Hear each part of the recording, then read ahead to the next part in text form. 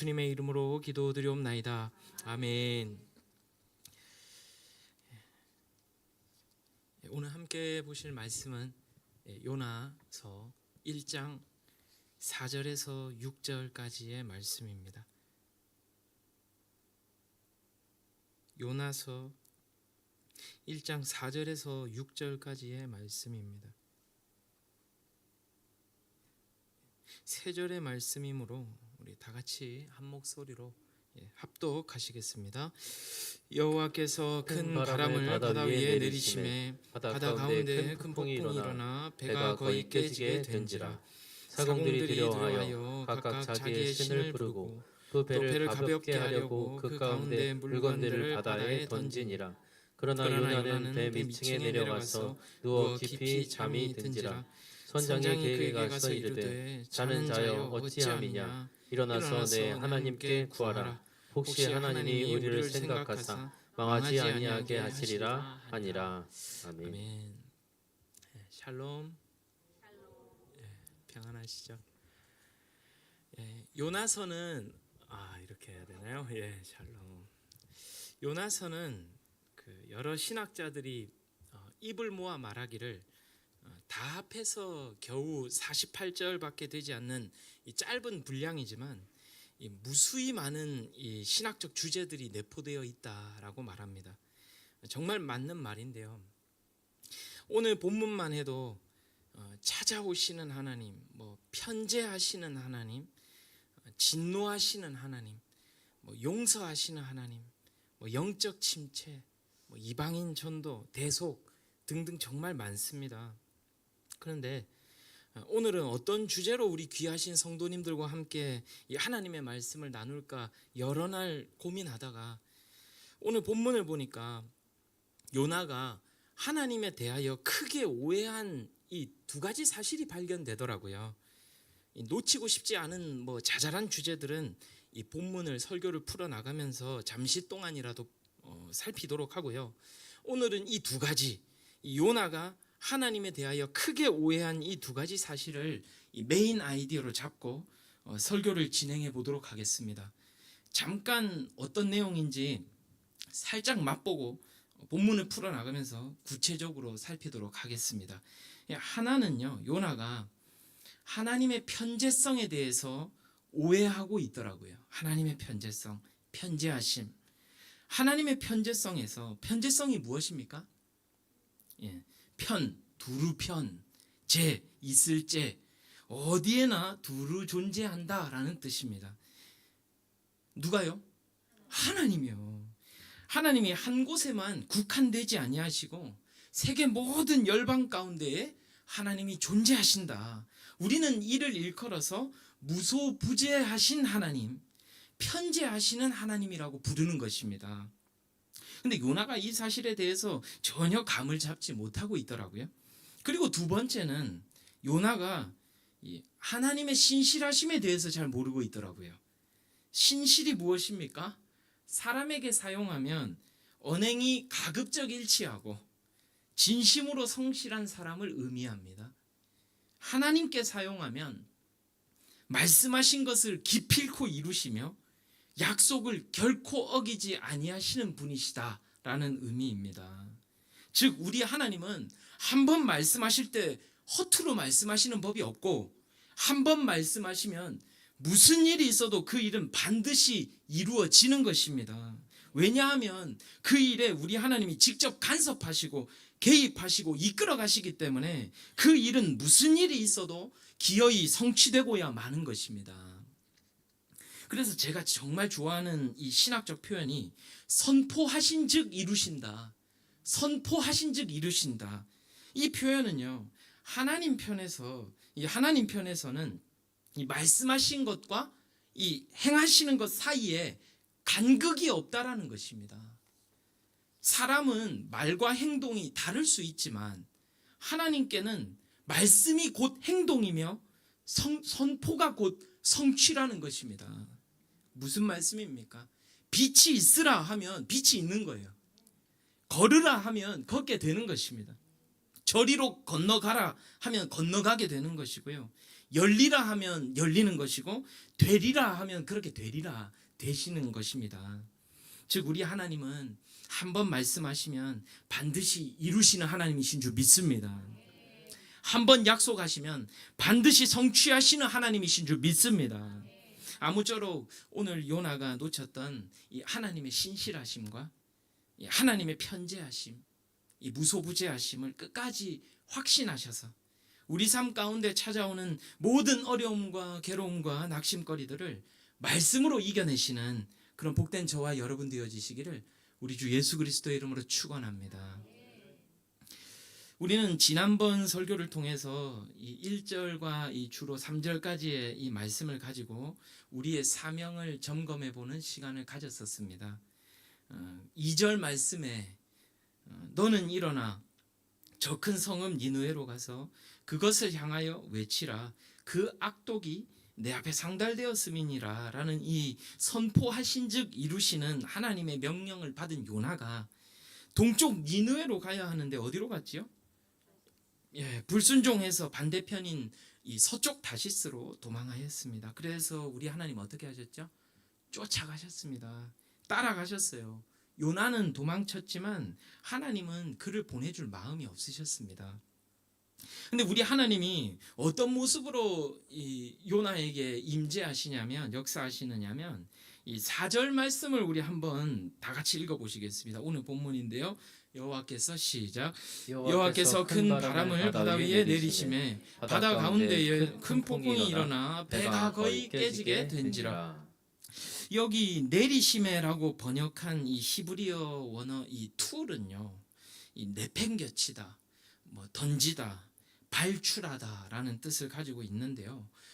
마치 사울 왕이 이 다윗을 향하여 이 창을 빠르고 강력하게 이 내던졌던 것처럼 우리 하나님이 바다 딱 한가운데 그 요나의 배 주변에만 강력한 이 바람을 이 내던지신 것입니다.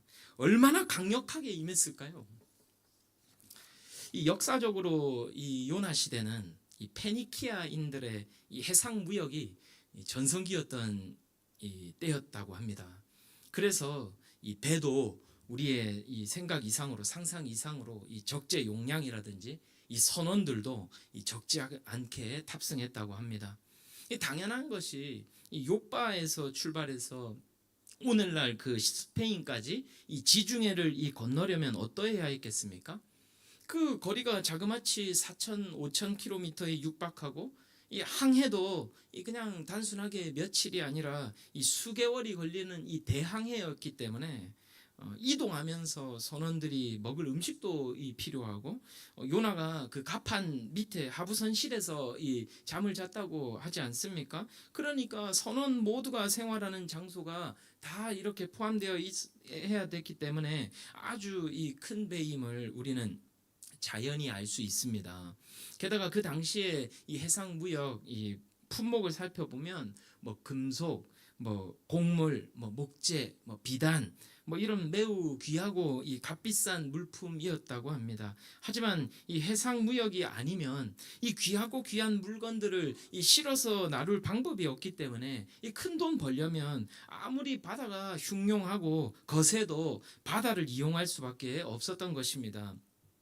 그래서 특별히 이 배를 모으는 선장과 선원들은 누구보다 이런저런 경험이 많고 뭐 특별하고 뭐 웬만한 폭풍우 정도는 거뜬히 이겨낼 그 능력의 소유자들이었을 것입니다. 제가 청년 때요, 그 제주도에서 이 990톤, 그러니까 1000톤이 좀 덜 되는 이 배를 타고 일본 후쿠오카하고 이 중국의 청도를 이렇게 다녀온 적이 있습니다, 각각. 근데 이 요나 시대의 배와 비교하면 뭐 천지 차이겠죠. 뭐 4절 후반절에 뭐 배가 폭풍우 때문에 뭐 거의 깨지기 직전이라 이렇게 기록하고 있는데 제가 탄 배는 뭐 깨지는 그런 재질은 아니었거든요. 강철입니다, 강철. 근데 문제는 배는 깨지지 않는데 그 이 1000톤에 달하는 그 배조차 그 큰 풍랑 앞에서는 속절없더라고요. 이 젊은 혈기에 친구들하고 함께 그 풍랑이 있는 그 상황에 아주 조심히 몰래 이 갑판으로 나가는 그 문을 살짝 열어봤던 적이 있습니다. 근데요, 바로 닫았습니다. 아니 닫을 수밖에 없었습니다. 왜냐하면요, 이 배가 이 좌우로 흔들리는데요, 바로 수면이 보입니다. 아주 단체로 그냥 싹 다 죽을 뻔했어요. 제가 멀미를 잘 하지 않는데요, 그날은 왜 사람들이 배멀미 말하는 줄 알겠더라고요. 이 배멀미 앞에 장사 없습니다. 혹시 누군가가 그러면 오늘 본문을 보고 그런 폭풍이 없을 때, 폭풍이 좀 안 칠 때 항로 일정을 잡으면 되는 거 아니냐라고 말할지 모르겠습니다. 실제로 그 사도행전 27장에 이 사도 바울이 유라굴로 광풍을 만나지 않습니까? 근데 유라굴로 광풍은 사실 피할 수 있는 계절풍이었습니다. 당시 지중해 겨울철에는 이 크레타 이 남쪽 해역에 이 북동풍 폭풍이 자주 일어서 항해를 금지하는 기간이 따로 있었거든요. 근데 사도 바울이 참 박학다식했던 것 같아요. 이 내용을 알았던 것인지 아까 띄워주셨던 사도행전 27장 10절 11절에 사도 바울이 이와 같이 무리들에게 말하는 거예요. 우리 함께 읽어보시겠습니다. 시작. 말하되 여러분이여, 내가 보니 이번 항해가 화물과 배만 아니라 우리 생명에도 타격과 많은 손해를 끼치리라 하되, 백부장이 선장과 선주의 말을 바울의 말보다 더 믿더라. 사도 바울은 지금 이 로마 황제한테 이 재판받기 위해서 이 이스라엘 그 가이사랴에서 출발해서 이 지중해를 건너 이 이달리아로, 그러니까 로마로 압송되어 가는 중이었거든요. 그래서 이 호송 대장이었던 백부장이 이거 이렇게 말하는 거 혹시 사도 바울이 지금 시간을 지연하려는 이 술책 아닌가, 그런 마음도 있었을 것 같고요. 근데 아무리 사도 바울이 지식이 탁월해도 그 분야의 전문가인 이 선장과 선주의 말보다 더 믿음직스러웠겠습니까? 당연히 전문가의 말을 듣고 이 출항을 결정하는 것이죠. 게다가 결정적으로 아직은 완벽한 이 겨울철에 접어들지 않았던 때였기 때문에 이 사도 바울의 이 시간 지연책으로 그냥 치부했던 것 같습니다. 그의 말을. 하지만 세상은 경험과 논리, 아니면 전문가적인 판단과 인간의 계산으로만 움직여지지 않습니다. 세상은 늘 변화무쌍하고 이변이 있지 않습니까? 그러니 우리가 살면서 늘 고민하고 걱정하고 염려하는 거 아니겠습니까? 뭔가 삶의 규칙이 있고 패턴이 있다면 어느 누가 병들고 어느 누가 실패를 경험하겠습니까? 이렇게 살면 이렇게 먹으면 이렇게 행동하면 건강합니다. 정말 그렇던가요? 이 방법대로 저 방법대로 그대로 따라하면 성공합니다. 정말 그렇던가요? 인생은 천편일률적이지 않습니다. 인생은 공식이 아니기 때문입니다. 남들이 성공한 방법 그대로 따라한다 한들 상황과 여건이 다 다르고 또 그 사람 자체가 또 다르기 때문에 결과도 다 달라지는 것입니다. 요즘 몇 가지 이 트렌드가 있는 것 같아요.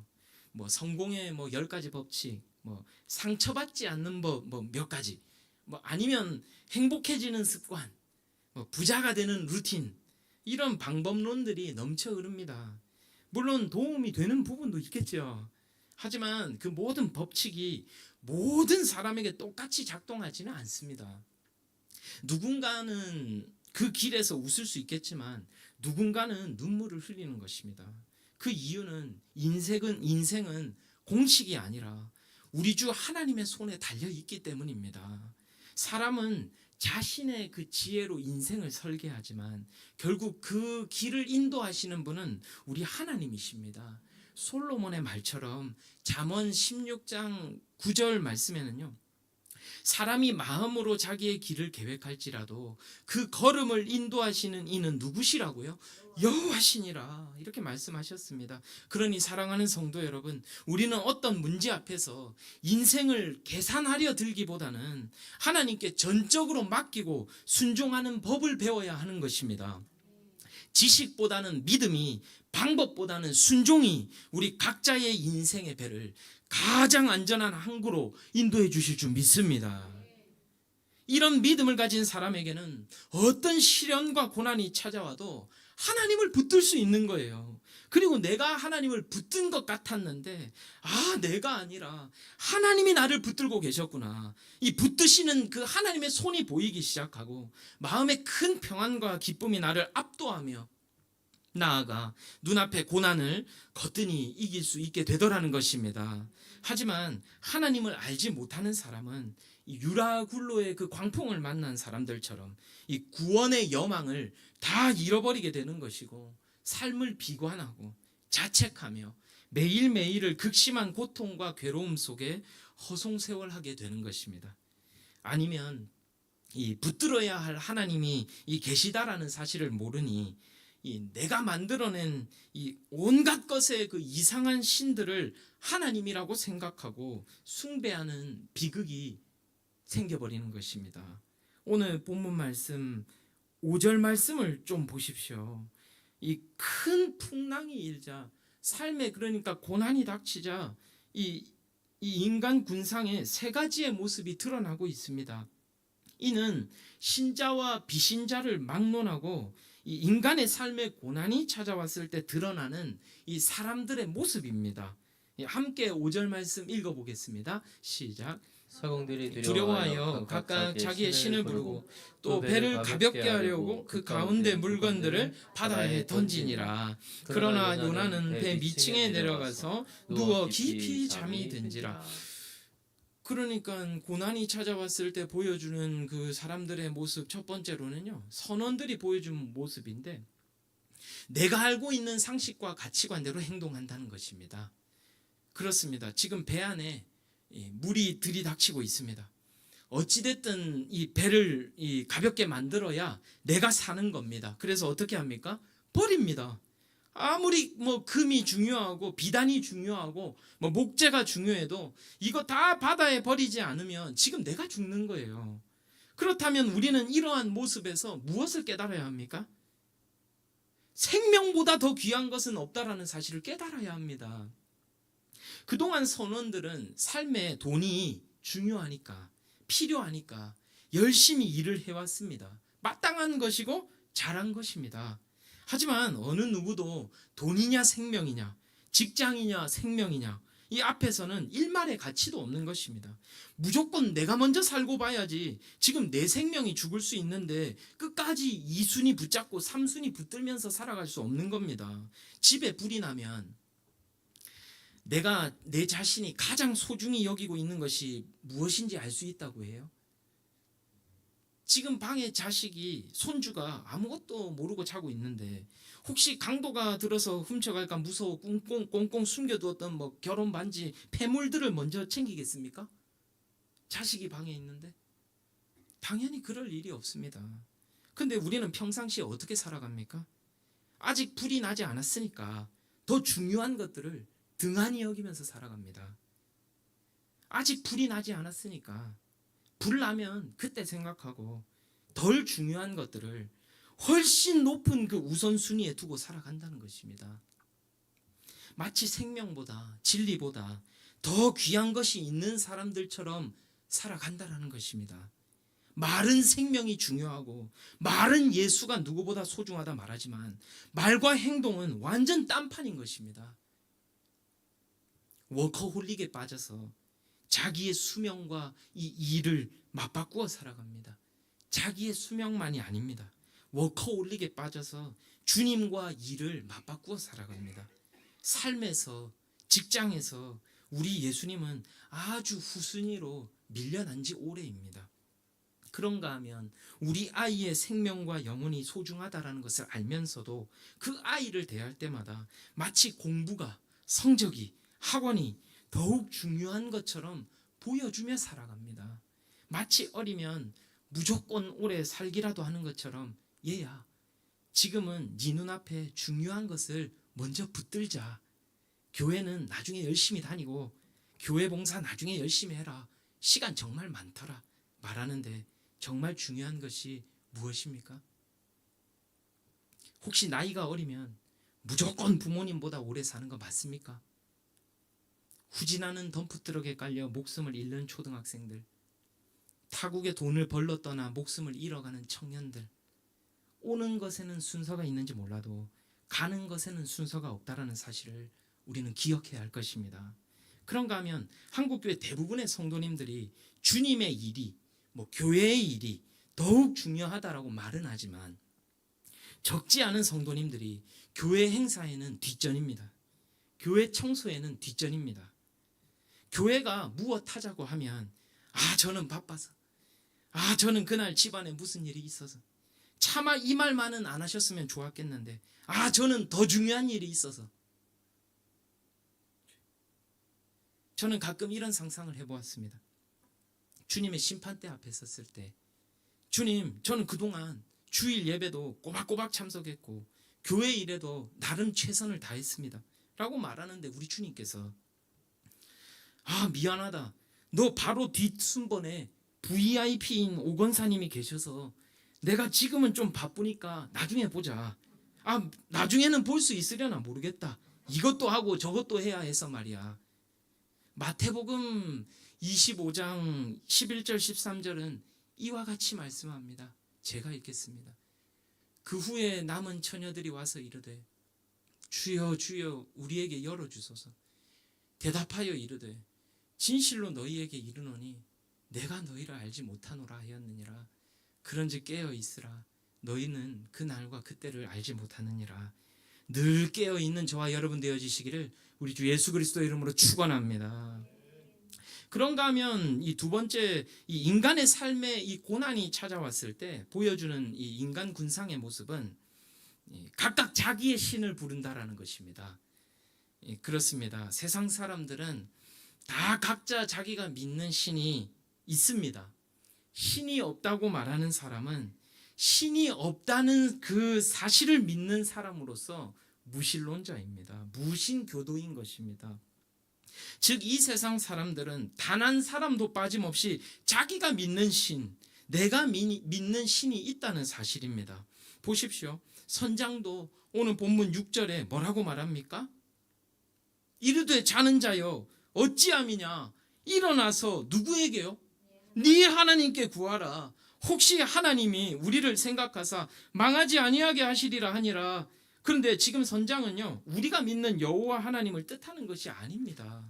얼마 전 우리 담임 목사님께서 주일 설교 중에 하셨던 말씀처럼 우리에게는 하나님이지만 천주교에서는 하느님, 불교에서는 부처님이라고 부르는 것처럼 이 선장도 그런 의미에서 어떤 이 초월적인 존재를 하나님이라고, 신이라고 호칭했던 것입니다.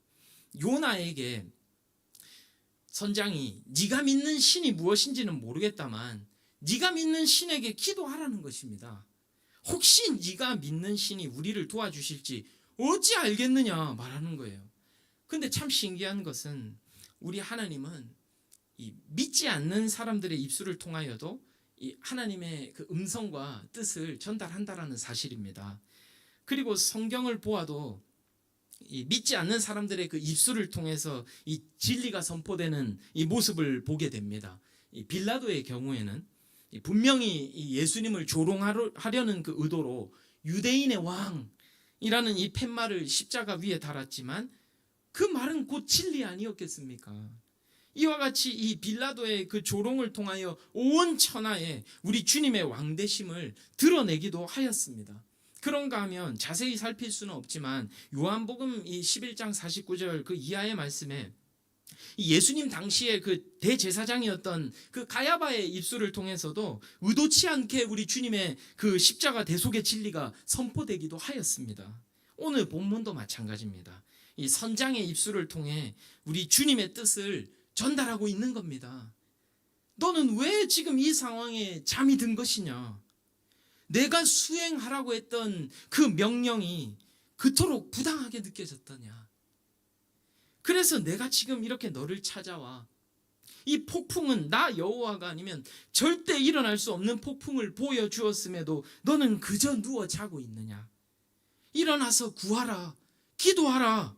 너뿐 아니라 이 배에 타고 있는 모든 이방인들도 각자 자기의 신을 위하여 기도하고 있는데 너는 도대체 무엇하고 있느냐? 이렇게 선장의 입술을 통하여 우리 하나님께서 요나에게 말씀하고 있다는 것입니다. 사랑하는 성도 여러분, 고난이 찾아오면 기도하시기 바랍니다. 이러한 찬송가가 있죠. 어려운 일 당할 때 나의 믿음 적으나 의지하는 내 주를 더욱 의지합니다. 세월 지나갈수록 의지할 것뿐일세. 무슨 일을 당해도 예수 의지합니다. 예수님 의지하는 방법이 바로 기도인 줄 믿습니다. 고난이 찾아오고 어려운 일 당할 때 찬송가의 가사처럼 예수님 의지하고 기도해야 하는 줄 믿습니다. 기도를 통하여 우리 주님께서 말씀하여 주시고 뜻을 분별하게 해주시고 견딜 수 있는 힘과 용기와 능력을 더하여 주시는 줄 믿습니다. 그런가 하면 이 세 번째, 인간의 삶에 그 고난이 찾아왔을 때 보여주는 그 인간 군상의 모습은요, 바로 영적 침체입니다. 이건 믿는 사람들이 보여주는 모습이라고 할 수도 있겠죠. 다시 그 5절 말씀의 끝부분인데요. 고난이 닥치자 이 요나는요, 이 배 밑층에 내려가서 무엇합니까? 잠듭니다.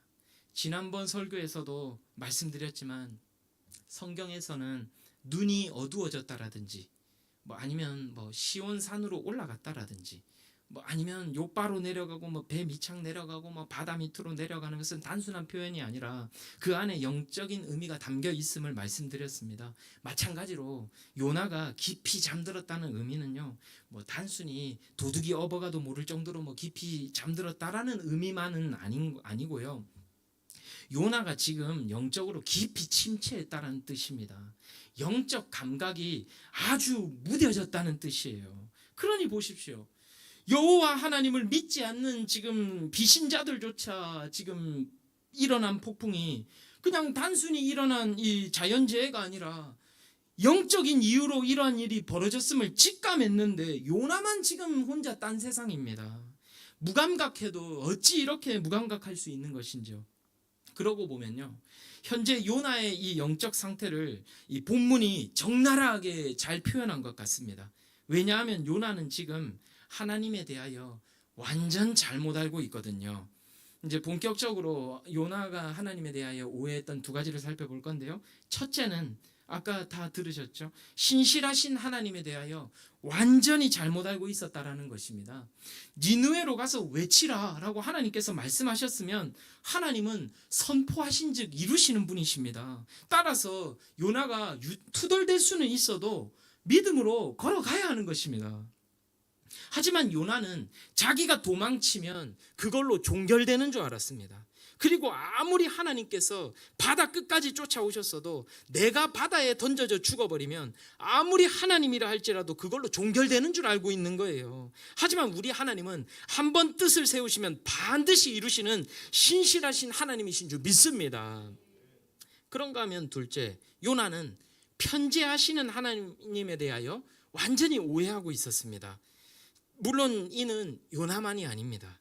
이 당시 고대 근동 문화에서는요, 이 신들을 영역적으로 구분했습니다. 영역적으로. 무슨 말이냐면 이 땅의 영역은 땅의 신, 하늘은 하늘의 신, 폭풍은 폭풍의 신, 포세이돈 같이 바다의 신, 비를 주관하는 신, 아니면 바알처럼 아세라처럼 풍요를 주관하는 신, 아니면 지역적으로도 구분하여 이 지역을 다스리는 신, 저 지역을 다스리는 신, 이렇게 다 구분했던 것입니다. 근데 웃긴 것은 이 본문 당시에 이 불신자들이 여호와를 어떤 하나님으로 알고 있었냐면요, 열왕기상 20장 23절 말씀인데요, 제가 읽겠습니다. 아람 왕의 신하들이 왕께 아뢰되 그들의 신은 무슨 신이요? 산의 신이므로 그들이 우리보다 강하였거니와 우리가 만일 평지에서 그들과 싸우면 반드시 그들보다 강할지라. 이 본문 말씀은 요나보다 더 전에, 그러니까 아합 왕 때의 일이니까 여튼 요나와도 그렇게 시대적으로 시간적으로 그렇게 큰 차이가 나지 않던 때였습니다. 그러니까 당시에 이 고대 근동 지역에서는 이 이스라엘에 믿는 이 여호와 하나님을 가리켜서 산의 신이다, 이 산만 주관하는 신이다라고 생각했다는 것입니다. 그러면서 산에서 싸우면 그 산의 그 전기를 받아서, 하나님의 전기를 받아서 우리가 당연히 지니까 지금 평지에서 내려와서 싸우자, 지금 이러고 있는 거거든요. 근데 요나가 마치 그 아담처럼 하나님의 그 얼굴을 피하여 도망갈 때 어디로 도망갔습니까? 바다로 도망갔지요. 그리고 동쪽으로 가랬더니 어디로 도망갔습니까? 서쪽, 동쪽의 그 지구 반대편인 그 서쪽 끝으로 도망갔습니다. 무슨 뜻입니까? 지금 요나조차도 서쪽으로 도망가고 바다로 도망가면 하나님의 낯을 피할 수 있다고 착각한 것입니다.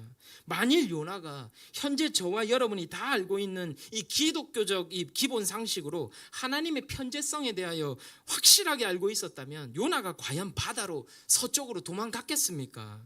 어차피 거기 가나 여기 가나 다 하나님이 주관하시고 통치하신다고 믿는다면 이 하늘 아래 과연 하나님의 얼굴을 피할 수 있는 곳이 어디 있을 수 있겠습니까?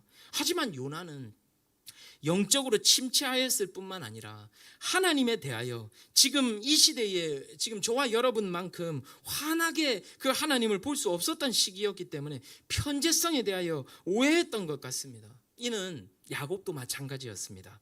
야곱이 아버지를 속이고 그 형이 받았었어야 됐을 그 장자의 축복을 가로챈 후에 이 형의 분노가 이 극에 달하니까 엄마가 어떤 처방 내립니까? 도망가 있어라.